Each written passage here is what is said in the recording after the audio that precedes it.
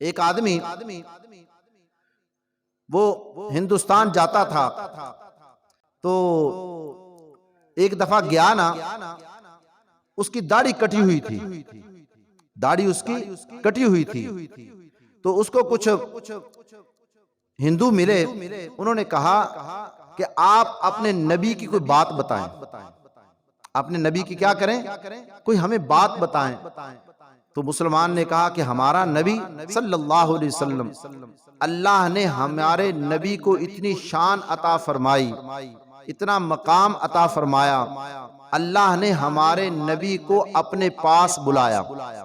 ہمارے نبی پاک صلی اللہ علیہ وسلم کو اللہ نے پہلے آسمان سے اوپر، دوسرا، تیسرا، چوتھا، ساتوں آسمان کراس کرانے کے بعد اللہ نے ہمارے نبی پاک صلی اللہ علیہ وسلم کو اپنے پاس بلایا، اپنا دیدار کرایا، نماز والا تحفہ عطا فرمایا۔ اس لیے ہمارے نبی کی اللہ نے بہت بڑی شان عطا کی ہے۔ انہوں نے کہا اچھا، آپ کے نبی کی اللہ نے بڑی شان دی ہے کہ آپ کا نبی ساتوں آسمان کراس کر کے اللہ کے پاس پہنچے ہیں۔ وہ کہنے لگے ہم جس کی بات کو مانتے ہیں نا، گرو نانک، وہ تو کبھی اس درخت کے اوپر بھی نہیں چڑھا، اس کے درخت کے اوپر تک بھی نہیں گیا، لیکن ہم اس کی بات کو ایسے مانتے ہیں جیسے انہوں نے کہا ہے۔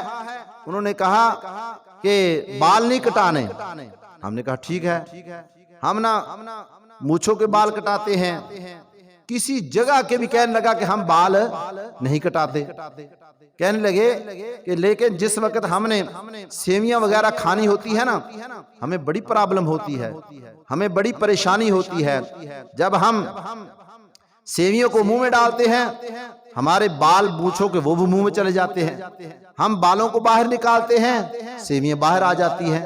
کہتے ہیں ہمیں بڑی تکلیف ہوتی ہے، بڑی پریشانی ہوتی ہے، اس کے باوجود ہمیں انہوں نے کہا ہے کہ آپ نے بال نہیں کٹانے، تو ہم نے اپنے کسی جگہ کے بھی جسم کے بال نہیں کاٹے۔ اور تمہارے نبی پاک صلی اللہ علیہ وسلم کو اللہ نے اتنی شان عطا کی، ساتوں آسمان کراس کر کے اللہ نے اپنے پاس بلایا، سارے نبیوں سے اعلیٰ اللہ نے آپ کے نبی کو مقام دیا، اور آپ کے نبی نے چہرے پر داڑھی سجائی ہوئی ہے اور آپ نے چہرے سے داڑھی کو کاٹا ہوا ہے، تو آپ کیسے نبی کے فرما بردار ہیں؟ ہم نے تو اپنے بات، اپنے جس کو بڑا مانتے ہیں گرو نانک کو، کہتے ہیں ہم نے تو اس کی بات کو مان لیا، اور تم نے اپنے نبی کی اتنی شان اللہ نے دی ہے، اس کی بات کو ماننے کے لیے تیار نہیں۔ جب اس نے اتنی بات کہی نا، تو اس مسلمان نے اپنے چہرے پر داڑھی سجا لی، اپنے چہرے پر کیا کر لیا؟ داڑھی کو سجا لیا۔ کہتے ہیں میرے نبی کی سنت ہے۔ آقا نے فرمایا جس وقت لوگ میری سنتوں کو چھوڑ جائیں گے، میری سنتوں کو لوگ کیا کر جائیں گے؟ چھوڑ جائیں گے گئے گزرے دور میں، اس وقت میرا جو امتی میری ایک سنت کو اپنائے گا، اللہ اس کو 100 شہیدوں کا اجر عطا فرمائیں گے۔ کتنے شہیدوں کا؟ 100 شہیدوں کا اللہ اجر عطا فرمائیں گے۔ تو صحابی پوچھنے کہ یا رسول اللہ صلی اللہ علیہ وسلم اس وقت کے شہید یا بدر اور احد کے شہید؟ تو پیارے پیغمبر صلی اللہ علیہ وسلم نے فرمایا کہ بدر اور احد کے شہیدوں جتنا اللہ اس کو اجر عطا فرمائے گا جو پیارے نبی صلی اللہ علیہ وسلم کی ایک سنت کو زندہ کرے گا۔ پیارے نبی کی ایک سنت کو کیا کرے گا؟ اپنائے گا، زندہ کرے گا، اللہ اس کو 100 شہیدوں سے بھی زیادہ اجر عطا فرمائے گا۔